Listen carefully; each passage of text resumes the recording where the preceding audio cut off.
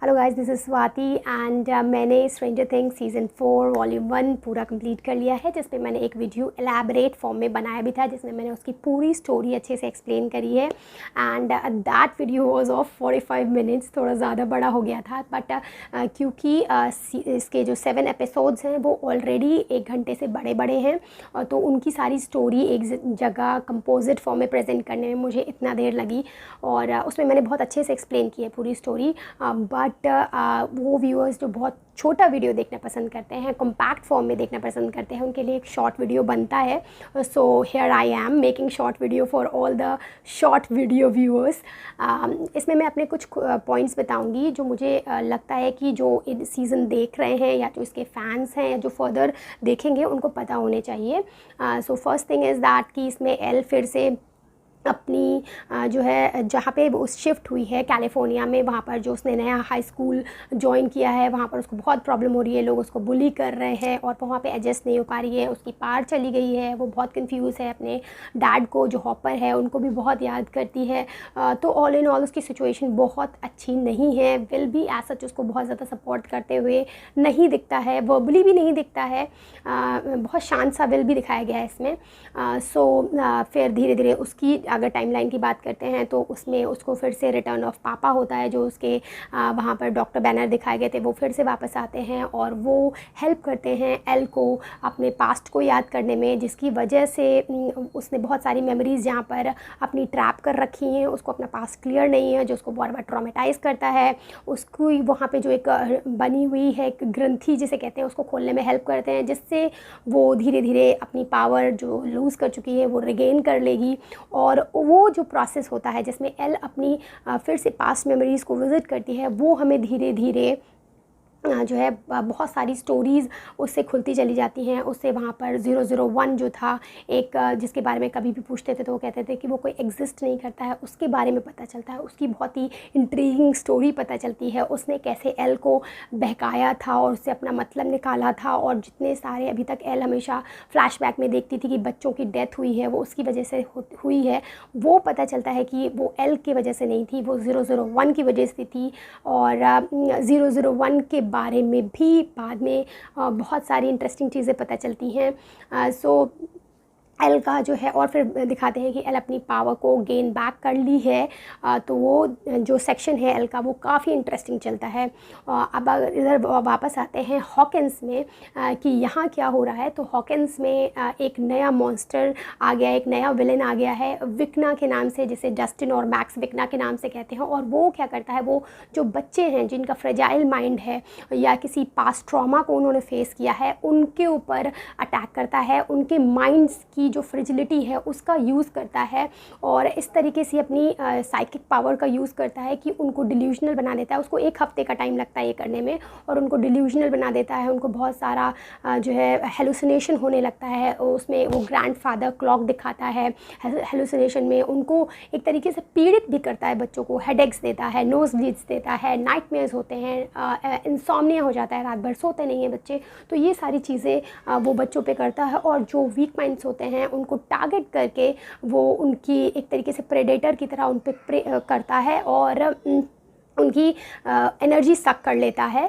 और वो जो बॉडी होती है उनकी बहुत डिफॉर्म्ड वे में मिलती है जहाँ पर उनका, और वो जो जहाँ पर वो मर्डर करता है अपने विक्टिम का, एग्जैक्टली वो माइंड में मर्डर करता है और एंट्री करके मेमोरीज़ में उनकी। और फिर जो है वहाँ पर एक पोर्टल क्रिएट होता जाता है जो अपसाइड डाउन और इस वर्ड को कनेक्ट करता है। अगर आपको अपसाइड डाउन के बारे में ज़्यादा जानना है तो आपको पहले जो सारे सीजन्स हैं वो बहुत अच्छे से देखने पड़ेंगे, उसमें बहुत अच्छे से अपसाइड डाउन के बारे में बताया गया है।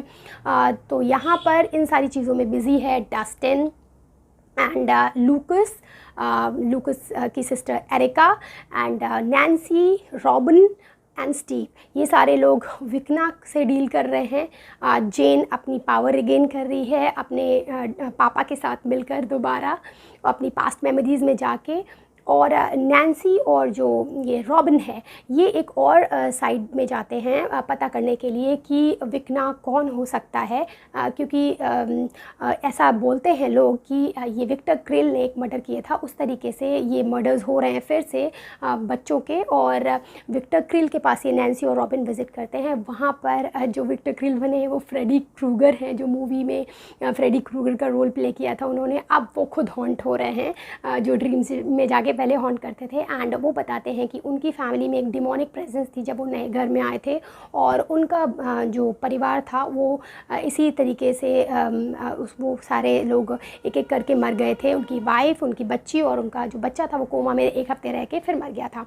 इस तरीके से विक्टर क्रील का पॉइंट आता है। फिर यहाँ से डिकोड करके पता चलता है धीरे धीरे धीरे कि जो विक्टर क्रील, इवन जब नैन्सी उस तरीके की ट्रांस में जाती है, क्योंकि एकदम एंड के उसमें एपिसोड में दिखाते हैं कि नैन्सी टारगेट होती है और उसको जो है वो टारगेट बनाता है, और तब उसमें ये बताता है कि वो विक्टर क्रिल का लड़का है जो कोमा में चला गया था, और अब वो जब 1 हफ्ते बाद वापस आया तब उसके अंदर, क्योंकि बहुत वो पावरफुल था, उसमें टेलीकाइनेटिक्स की पावर थी, जिस तरीके की पावर सेम पावर जेन में है यानी 11 में है उसी तरीके की पावर थी। फिर उसको उसी साइंटिस्ट वाला जो असाइलम एग्जैक्टली नहीं कहेंगे, जो स्कूल था, जो एक्स्ट्राऑर्डिनरी बच्चों का स्कूल था जिनमें इस तरीके की पावर होती है, या एक्सपेरिमेंटल सेंटर था, वहाँ पर भेज दिया जाता है। बट उसकी पावर अनकंट्रोल्ड होती है और वो थोड़ा मैसी होता है दिमाग में, इस वजह से उसमें फिट किया गया था एक डिवाइस जो उसकी सारी पावर्स को कंट्रोल करता है, जिसकी वजह से वो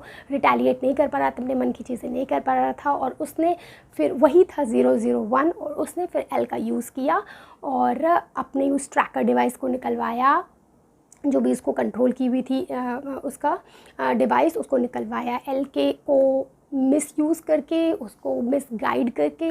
और फिर जब एल को ये पता चला, और उसने सारे बच्चों का मर्डर किया था, जितने भी लोग वहाँ पर उस समय जो सेंटर था बच्चे मरे थे। और फिर एल को जब ये पता चलता है तो एल ने अपनी पावर से, क्योंकि एल इससे ज़्यादा पावरफुल थी, उसने अपनी पावर से विक्ना को उसी टाइम जोन में अपसाइड डाउन में जो है कैद कर दिया था, और वहाँ पर जाके उसकी फिजिकलिटी चेंज हो जाती है और उस समय वो बहुत वीक होता है, तो रिटेलिएट नहीं कर पाता और वहीं जाके कैद हो जाता है। अब यहाँ पे बहुत सारे क्वेश्चन अराइज होते हैं कि इतने दिनों तक विक्ना क्या कर रहा था।